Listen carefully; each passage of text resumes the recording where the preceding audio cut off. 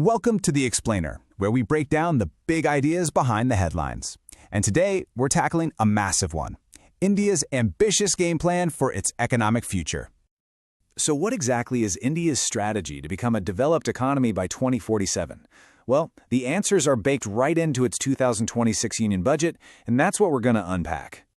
And right from the top, the finance minister set a really clear tone. She said, India will continue to take confident steps towards Viksit Bharat.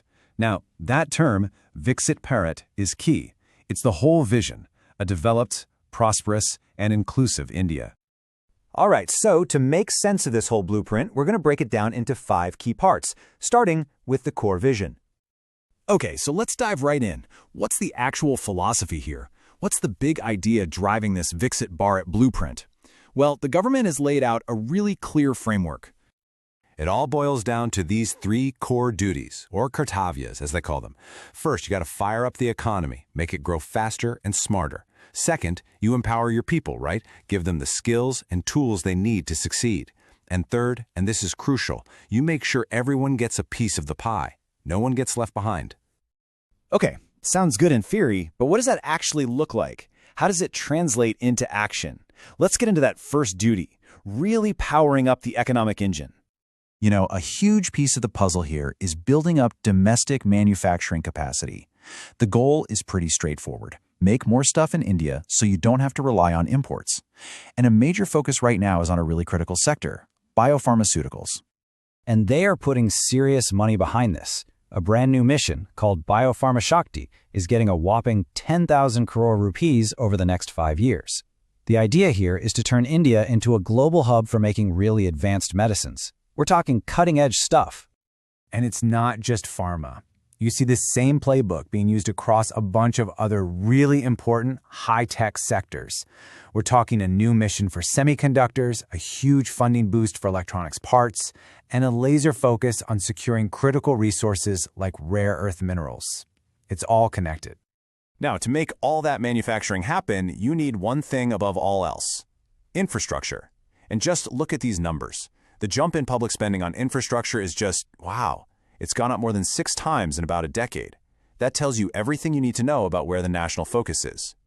And all that cash is being poured into these huge, ambitious projects that are designed to completely change how goods and people move around the country.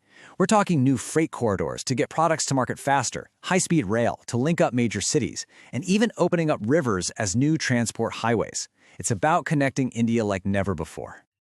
So, you've got the economic engine revving up, but who's going to drive it? That brings us to the second core duty: investing in people and their potential. And they're not just talking in generalities here. The budget lays out some really specific targets for building a skilled workforce. We're talking about training tens of thousands of healthcare professionals and caregivers, and, get this, a target of 2 million professionals for the animation, visual effects, gaming, and comic sector. That's a huge bet on the creative economy. Of course, you can't just create skilled workers out of thin air. It all starts with education. So they're backing this up with some serious foundational investments. Think about it. They're creating entire university townships right next to industrial areas. And, in a really important move, they're building a girls' hostel in every single district specifically to get more women into science and tech fields.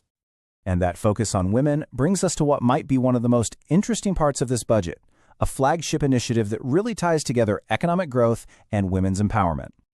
Okay, so for a while now, there's been this program called Lakpati Didi, which has been incredibly successful at helping women in local self-help groups earn a stable income, over a lakh a year. Now, the government is saying, what's the next step? And the answer is She Marts. This is all about helping those same women make the giant leap from just earning a livelihood to actually owning an enterprise. And I really want to stress, this isn't just a small change, it's a fundamental shift in thinking. The whole focus is moving from a model where women are beneficiaries getting loans to a model where they are owners running a real business.